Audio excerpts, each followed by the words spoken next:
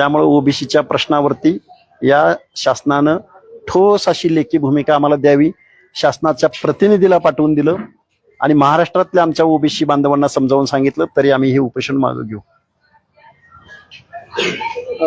कुणबी प्रमाणपत्र जे दाखलेच्या आराखडीचा एक विषय तुम्ही नमूद केला, काल पंकजांनी देखील तुम्हाला तो सवाल उपस्थित केला.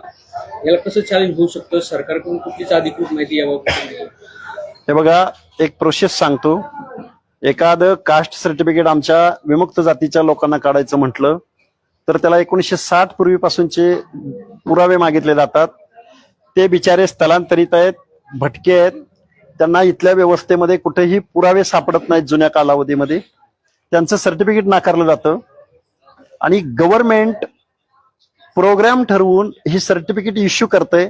आणि एक मी शब्द कायम वापरत आलोय, अर्लियर करेक्शन.